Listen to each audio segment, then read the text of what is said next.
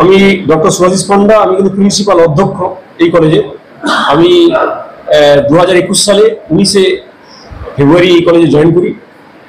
Join করার পর থেকেই আমার এই যেহেতু জীববৈচিত্র্য সংরক্ষণ নিয়ে কাজ আগে থেকে ছিল বোর্ডিং সাফারি ইন্ডিয়ার, এখানে সেই জিনিসগুলো দেখতে পেলাম। প্রচুর ওষুধি গাছপালা আসা থাকার ফলে 2022 5ই জুন আমি 10টা এরকম ছোট ছোট বায়োডাইভার্সিটি জীববৈচিত্র্য সংরক্ষণ স্থান এই 6 থেকে 7 কিলোমিটার মধ্যে এগুলো করেছি, এবং এগুলো করে আমরা ন্যাকে ভালো গ্রেডও পেয়েছি। আর প্রতি সপ্তাহে একবার করে মনিটরিং করি আমরা। সেই মনিটরিং করতে গতকাল আমি বেরিয়েছিলাম, 4:30টার সময় বেরিয়ে যাই এখান থেকে। তারপরে ওখানে ঠিক বাকিগুলো দেখে 5টা নাগাদ আমরা আসি। 5টা নাগাদ এসে দেখছি বোর্ডটা একটু বেঁকে গেছে, সেটাকে ঠিক করছিল আমার একজন সিকিউরিটি ছিলেন, আর আমার বড়বাবু পাশে বসে আছেন গণেশ্বরবাবু, তিনি আবার ক্লিনিং করলেন সুন্দর করে। এইরকম অবস্থা হঠাৎ করে একটা লোক বাইকে করে পৌঁছে গেল। বাইকে করে পৌঁছে গিয়ে হঠাৎ তাকালো, তাকিয়ে আমাদেরকে প্রশ্ন করলো, হ্যাঁ, যে আপনি এটা কি করছেন, এটা এই ধরনের বোর্ডটা কেন, কার পারমিশন নিয়েছে? মানে পারমিশন আবার কিসের? কিন্তু গভর্নমেন্টের বায়োডাইভার্সিটি বোর্ড, হ্যাঁ, আমরা চাপড়া গভর্নমেন্ট কলেজের তরফ থেকে আমরা এই কাজটা করেছি। এটা পরিবেশ সংরক্ষণের ব্যাপার, আমাদের একটা পার্টও আছে, পরিবেশ সংরক্ষণ তো আমাদের একটা পার্ট, আমরা তাই করছি, পারমিশন কিসের? ওই যে না পারমিশন নেয়নি, পারমিশন কিসের মানে আমাদেরকে বোকা পেয়েছেন। এই করে হঠাৎ করে বোর্ডটাকে ধরে একদম তুলে ফেলে দিল, পুড়ে এখন সেই অবস্থায় আছে। তারপরে আমি বললাম এটা করলেন কেন এইভাবে, এটা করা ঠিক হয়নি, আপনি কোথায় বাড়ি, হ্যাঁ এত জিজ্ঞেস করছো, তুমি আমাকে ইয়ে ভেবেছো, কোনো মার। তারপরে আমি মোবাইলে ছবি তুলতে যাচ্ছিলাম, মোবাইলটা ছবি ফেলে দিল। সেই মোবাইলটা এই অবস্থায় উদ্ধার করা হয়েছে, একজন স্টুডেন্ট দিয়ে গেল, চশমাটা ফেলে দিল। আমার একটা দুটো আমার মনে আছে মানি না, কিন্তু এরা দাঁড়িয়ে দেখেছে প্রচুর বেড়েছে। তারপর এখন পাচ্ছি প্রচুর পেন, সারা ঘুমাতে পারিনি, এখানে প্রচুর পেন, এই জায়গাটা পেন করছে। একটু আগে আমি দিচ্ছি, মানে আমি জানি না, ডাক্তার বলেছে 72 ঘন্টার মধ্যে আমার সিটি স্ক্যান করতে। আমি কালকে নবদ্বীপ বিদ্যাসাগর কলেজে আমার একটা ওয়েটল্যান্ডের সেমিনার আছে, আমি যদি চলে যাই একমাত্র রিসার্চ পারসন, তারা সেমিনারটা বন্ধ হয়ে যাবে। এরকম ঝুঁকির মধ্যেও আমি আছি, যদি করে যেতে পারি। কথা দিয়ে আমরা কথাটা এই পর্যন্ত রেখেছি, আমার গাইডের কথা ডক্টর সঞ্জপ্পা বোর্ডিং সাফারির ডাইরেক্টর একটা বলেছিলেন, কথা দিলে কথা রাখা। তো সেটা করে আমি কালকে কলকাতা যাবো, কালকেই হয়তো সন্ধ্যার সময় হসপিটালে ভর্তি হয়ে যাবে, সেরকম অবস্থা হয়। তো এখন আমি দাঁড়ালে মাঝে মাঝে মাথা ঘুরছে আমার, এই অবস্থা প্রচুর বেড়েছে 7 থেকে 8 বার। সে তো চাষিরও, তারা ও কিন্তু কোনো স্টুডেন্ট নয়, লোকাল ভিলেজার ওরা। তারপরে লোকাল ভিলেজার মানে চাষবাস করে তারা। তারপরে আমি জিজ্ঞেস, আপনি যে প্রশ্ন করলেন আমি সেটাও প্রশ্ন করেছিলাম প্রথমেই, যে কেন, কোনো প্রশ্ন নেই, সেই প্রশ্ন কাল পাইনি। তারপরে আমি এমএলএ রূপনারায়ণ রহমানকে ফোন করি, তিনি সাথে সাথে আইসিকে ফোন করে দেবেন, বললেন আইসি নেবেন, আপনি এফআইআর করুন। সেই অনুযায়ী আমি এফআইআর করতে এগোই। আইসিকে ফোন করলাম যে আমাদের রেস্কিউ করুন, আইসি কিছু বললেন না, বলে আমার এখানে আসতে হবে। তো সেইভাবে আমি আইসির কাছে অনেক কষ্টে আগে হসপিটালে গেলাম। চাপড়া হসপিটালে পৌঁছানোর পর দেখছি বিভৎস অবস্থা, সেখানে একজন ডাক্তার তিনি কাঁদছেন, মানে তাকে আমার মতো ছেড়ে দিচ্ছে। সবার পর 5 মিনিট হয়ে গেল, তুমি করো তোমার অবস্থা দেখে নেবো। সেখানে গিয়ে আবার ছেড়ে দেখলাম। সেটা কি না এই লোক নয়, জেনারেল পাবলিক যারা এমার্জেন্সি লাইনে তারাও বলছে নাকি। একটা ডাক্তার নাজেহাল হয়ে গেলাম। সেখানে একটা পুলিশ ছিল, সে আমার স্টুডেন্ট, সে আবার আমাকে একটা বসিয়ে নিল। কিছুক্ষণ পরে দাঁড়ানোর পর সে আমাকে আবার হেল্প করলো, দিয়ে ডাক্তার দেখে আমাকে ডাক্তার বললো আপনি এটা তাড়াতাড়ি স্ক্যানটা করাবেন, দিয়ে 2টো পেন কিলার দিলেন। পেন কিলারকে কিছুটা কমলো। তারপরে সেখান থেকে আমি থানায় গেলাম, থানা আমাকে ভালো ব্যবহার করেছে। থানা আমার কাছে রিপোর্ট নিয়েছে, কিন্তু লিম্ফ ফেলিওর হওয়ার জন্য কাল রিপোর্টটা দিতে পারেনি। আজ সকালে আবার গেছিলাম, আমি এফআইআর সই করে রিপোর্ট নিয়ে চলে এসেছি। এবার ও সকালবেলা এসেছিল, তার গ্রামের দাদা ফাদা সব এসেছিল। তারা বলছে আপনারা ক্ষমা করে দিন, আপনারা যত দোষ হোক আমাকে মারুন। আমি মারলে তো হবে না, আমাকে যে মেরেছে এগুলো কি করে করবো? পুরো অন্যরূপে এসছে আমার ঘরে, করে 2 ঘন্টা আমাকে এই করলো। আমি দেখুন, আমরা যে ধরনের ট্যালেন্ট, আমার স্টুডেন্ট টিচার আছে, আমাকে মারলে না মদ খেয়ে ভুল করে মদ খাবে কেন? কালকে যে মদ খেয়ে মারবে না তার গ্যারেন্টি কি আছে? তো আমি চাইছি ওরা একটা লেসন হোক আপনাদের মিডিয়ার মাধ্যমে, ওরা শিক্ষা পাক, যাতে দ্বিতীয় কোনো একজন এই করার সাহসটা না পায়। কারণ এখানে আমি প্রিন্সিপাল, তো আমার স্টুডেন্ট টিচার সব কিনে চলতে হয়। আমি মার খেলাম, আজকে স্টুডেন্ট একটা মার খায়, কালকে যারা টিচার মার খায়, তো পরপর সেই সাহস পেয়ে যাবে। সেই সাহসটা আমি বিধায়ককে বলবো, আমি চিফ মিনিস্টারকে বলবো, সবাইকে বলবো, ওনারা যেন সবাই এ করে আজকে যেন সবাই আমরা শান্তিতে থাকতে পারি। ওর একটা শাস্তি দেওয়া দরকার, যেই হোক না কেন। আমি জানি না ওকে পলিটিক্যাল পার্টি কিনা আমি জানি না, তো যাই হোক না কেন ওর একটা শাস্তি দেওয়া দরকার, সেটা আপনারাও একটা প্রচার করুন, এই বলে আমি কোশিশ করলাম।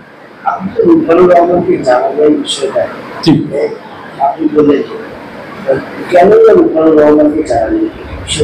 না, উনি তো আমাদের এমএলএ, উনি আমার গভর্নিং বডির যে গভর্নমেন্ট নমিনি দিতে হয় সেটা ওনাকে দিতে হয়।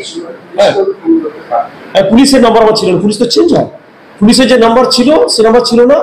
তারপরে আমার সেখানে একজন সিভিক পুলিশ এসে ও না থাকলে তো মেরেই দিত আমাকে, ওই এসে আমাকে সব নাম্বারটা দিল। কোনো রাজনৈতিক দলে হ্যাঁ জড়িত? সেটা তো আমি জানি না, ঠিক এখন ওরা বলতে পারবে। আমি ঠিক এদিন আমার বাড়ি কলকাতা লেক টাউনে, আমি এখানে আসছি এইভাবে পলিটিক্যাল ব্যাপারে আমি যুক্ত নেই, পলিটিক্স আমি করি না, আমি সেটা ঠিক বলতে পারবো না, সেটা আপনারা খোঁজ নিয়ে জানতে পারবেন। হ্যাঁ, গ্রামে গেলে গেলে সব লোক বলতে পারবে, আমি কিন্তু সেটা জানি না।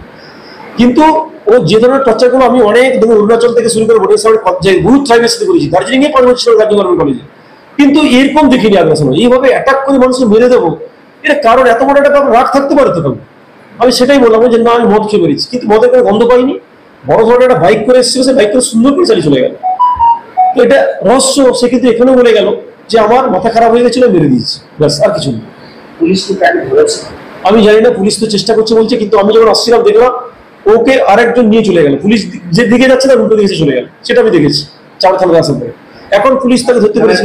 অভিযোগ করেছে? হ্যাঁ, অভিযোগ করে ডায়েরি দিত আমার, এটা হচ্ছে এফআইআর কপি আমার ব্যাগেই আছে, এফআইআর কপি নিয়ে চলে এফআইআর করে। আপনার নাম? আমার নাম ডক্টর সুভাষিস পান্ডা, আমি প্রিন্সিপাল এই কলেজের, কলেজে গভর্নমেন্ট জেনারেল ডিগ্রি কলেজ চাপড়া।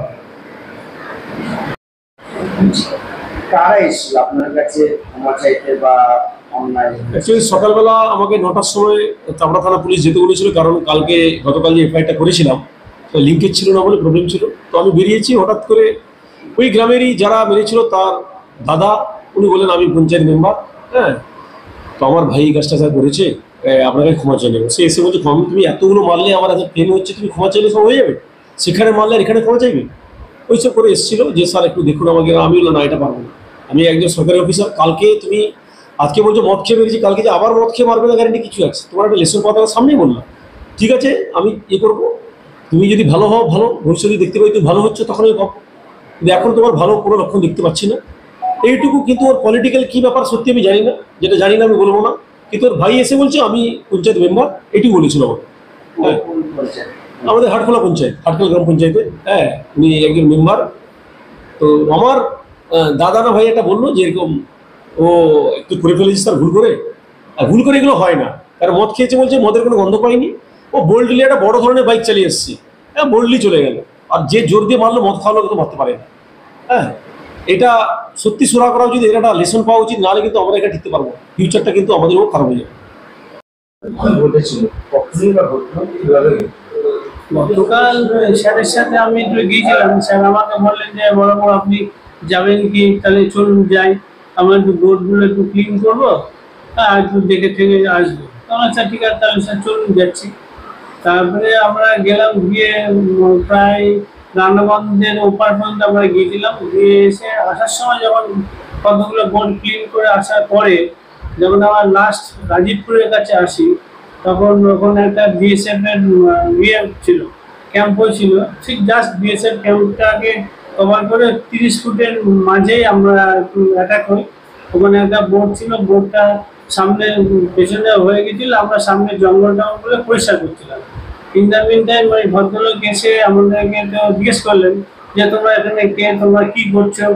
তারপরে স্যারকে বললেন, আমি বললাম, তারপরে স্যার বললেন যে আমি স্যারকে বললাম, তারপরে উনি তো আমাদেরকে অত্যন্ত স্ল্যাং ল্যাঙ্গুয়েজ ইউজ করতে শুরু করে দিলেন। তারপর আমি বললাম যে দেখুন, আপনি যে এই ধরনের স্ল্যাং ল্যাঙ্গুয়েজ ইউজ করছেন, উনি কি চেনেন? আপনি ওনাকে চেনেন? উনি কিন্তু আপনাদেরই অঞ্চলের শিখরা যে কলেজ আছে, গভর্নমেন্ট জেনারেল ডিগ্রি কলেজ, ওই কলেজে কিন্তু উনি প্রিন্সিপাল। আপনি যাকে তাকে কিন্তু যা তা ভেবে কিছু বলে ফেলেন না, ঠিক আছে? তাই যাই হোক, ওনাকে অনেক বলার পরে উনি সে সমস্ত কথা কর্ণপাত করেননি এসে তারপরে একদম বোর্ডটা ভেঙে দিল, বোর্ডটা ভেঙে দিয়ে তারপর স্যারকে তো মারতে শুরু করে দিল, স্যারকে মারতে শুরু করে দিল। তা আমরা আবার ওনাকে বলে চেষ্টা করলাম যে কেন আপনি মারছেন, কি ব্যাপার, কি বৃত্তান্ত। উনি কিন্তু আপনাদের এলাকারই principal, government general degree college শিকার, উনি প্রিন্সিপাল। তবুও উনি কথা না শুনে উনি খুব স্যারকে তো বেধড়ক মারলেন। আমরা সেখানে থেকেও হ্যাঁ উনি কে সেটা তো আমরা তখন বুঝতে পারিনি। লোক মারফত কিছু শুনেছেন, ওর নাম পরিচয়? না, লোক মারফত শুনেছিল, ওনার নাম হচ্ছে অজয় ঘোষ। আচ্ছা, পেশায় কি?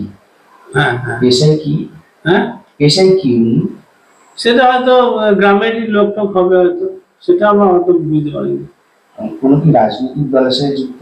সেটা আমার পক্ষে বলা সম্ভব না। হঠাৎ এরকম হুমকি তুমকি করার কারণ কি? তুমি কারণ উনি হয়তো ভেবেছে যে এখানে কেন ওনারা করছে, জায়গা কি দখল টখল হয়ে যাবে নাকি, হয়তো এরকম কিছু সিচুয়েশনে উনি হয়তো ভেবেছিলেন। আমরা হয়তো বলে বোঝানোর চেষ্টা করছি যে দেখুন, আপনি যদি বুঝতে না পারেন তা আমি আপনাকে পড়ে দিচ্ছি যে এখানে কি লেখা আছে, সেটা তাতেও উনি কর্ণপাত করেননি। আপনার নাম? আমার নাম গণেশ্বর রায়। আপনি কে? আমি গভর্নমেন্ট জেনারেল ডিগ্রি কলেজের হেড ক্লার্ক হিসেবে জয়েন